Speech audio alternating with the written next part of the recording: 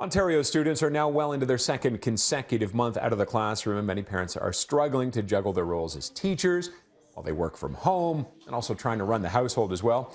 Education expert Verma joins us now with 3 ways that parents can stop striving to turn their home into a school and instead create an environment that makes kids want to learn.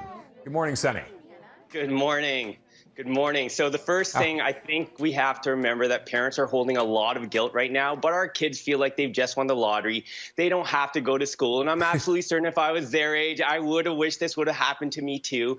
So I think we have to take a step back and put ourselves in our kids' shoes and understand that this isn't school from home, but this is learn from home. And there is a distinct difference. And in order to reduce that parental guilt and actually increase the learning at home, what I highly recommend is to loosen the learning restrictions. And the easiest way to actually do this is to co-create new learning expectations between you and your kids. And I really want to stress the word co-create here. That just means you have to sit down with your kids and have that open dialogue about how long they'd like to learn, what they'd like to learn, and when they'd like to learn on a week-by-week basis. And if you allow them to actively participate in this conversation, the great thing is that it's going to be so much easier for you to hold them accountable, and that will overall help reduce that parental guilt.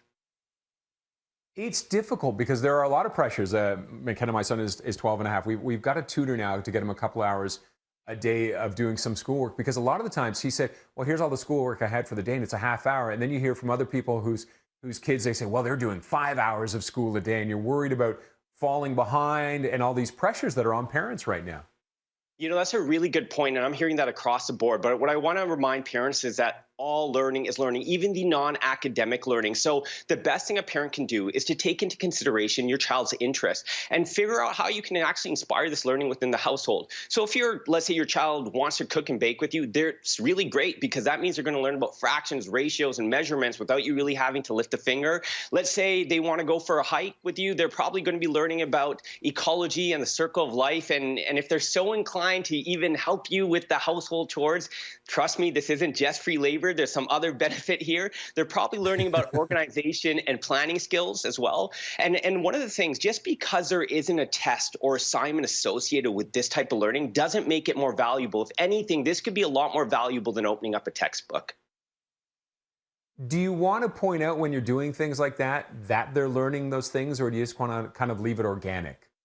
I think depending on who your child is, but overall, it's always nice to add a little bit of that, because, like, let's say you are teaching them about cooking and fraction and ratios. You can tell them, like, what's 1/2 a cup of baking soda versus just actually them pouring it freehand. And I think that goes a very long way, because it gets them to start to think about it a lot differently.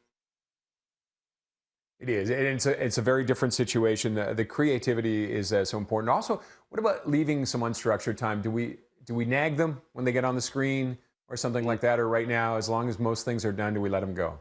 I think we got to be more forgiving than ever right now, right? I think we have to understand that it isn't just us as parents that is going through this. It is also our children. And what I highly recommend is actually just celebrate the smallest things that your kids are doing right. They need this right now. And if you celebrate all the small things they do right, you're actually in fact increasing their overall creativity. And what that's going to do is really create a beautiful bond between you and your child, because that's going to show them that you actually care about what they care about. And more importantly, they need a sense of guidance and direction right now. And we aren't really thinking about that for our kids. We're thinking that more for ourselves as adults. But what this will actually do is give them a sense of hope in this extreme time of uncertainty and need.